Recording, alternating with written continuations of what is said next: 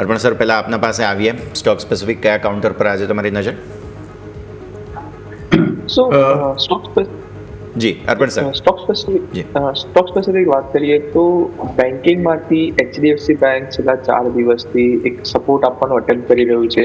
Despite the fact Nifty થોડું sideways two negative બાયર સાથે trade કરી રહ્યું છે. એ દરમિયાન એચડીએફસી બેંક નીચે 1910ના લેવલથી વારંવાર બાઉન્સ બેક કરીને અપસાઇડનો એક અટેમ્પ્ટ કરી રહ્યું છે.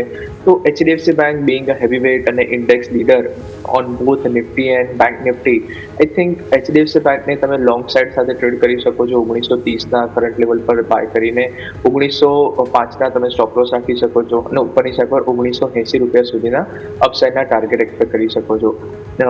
બીજો જે કોલ જે રહેશે એ એમએનએમ પર રહેશે. એમએનએમે આજના દિવસે માર્કેટને આઉટપરફોર્મ કર્યું હતું અને છેલ્લા 2 થી 3 દિવસથી તમે જોયું હશે તો માર્કેટને આઉટપરફોર્મ ઓલરેડી કરી રહ્યું છે.